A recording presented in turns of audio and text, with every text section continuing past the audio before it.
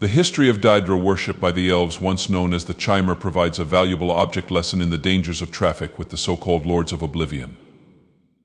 It's a tale of peril that modern-day apologists for Daedric worship, such as Lady Cinnabar, would do well to heed.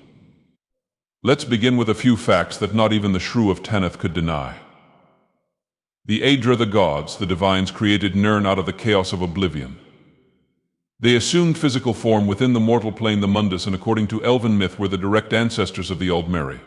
The Daedra were the natural objects of holy reverence for the elves of the Dawn era, and the first organized religions venerated these divines.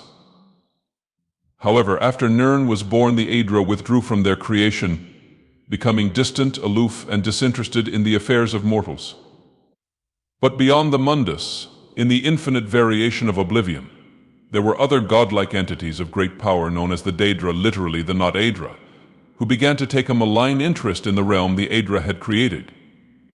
Some of the more powerful of these entities, the so-called Daedric Princes, who ruled entire oblivion planes of their own, were nonetheless jealous of the mortals of Nirn, for they had inherited the Daedric capacity of creation.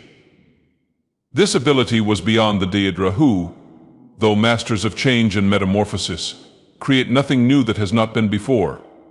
However, one quality the Daedric Princes shared with the young mortals of Nirn was a lust for power in all its forms.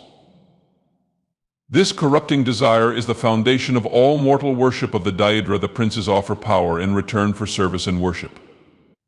Most often this power comes in the form of knowledge, the most seductive and least perilous seeming of the Daedric temptations. To show how seductive this temptation can be, reflect upon the early Aldmer of Somerset. Though in their arrogance they considered themselves the lineal descendants of the Daedra, nonetheless the first large-scale religious sect espousing Daedra worship was born in the heart of Somerset itself. There, in the rainbow shadow of the Crystal Tower, the so-called Prophet Veloth communed with the Daedric Prince Boethia and agreed to accept her gifts.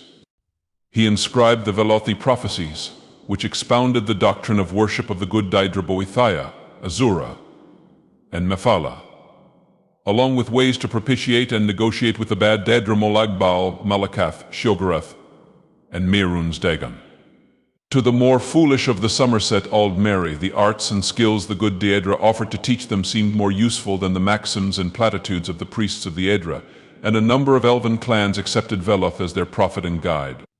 When the Sapiarchs of Alinor rightfully prohibited this schism, Veloth led the clans loyal to him out of the Isles and across the seas to the far side of Tamriel, where they colonized the domain now known as Morrowind. The followers of Saint Veloth, who became known as the Chimer, were willing to trade the paradise of golden Somerset for the purgatory of Ashen Morrowind, all in return for the illusory gifts of the Daedra.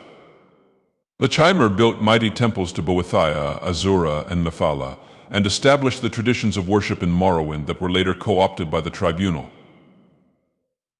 As even the beginning student of history knows, this large-scale dabbling with Daedra led inevitably to warfare and catastrophe. After that time, Morrowind, under the Tribunal, turned its back on worship of the Daedra, but by then the damage had been done. Today, the Daedra are feared and abhorred across the length and breadth of Tamriel, and rightly so. Yet, despite the clear lessons of history, some misguided souls still insist that traffic with Daedra lords can be tolerated, even accepted. To those such as you, Lady Cinnabar, I say beware. What pact with the Daedra ever ended well?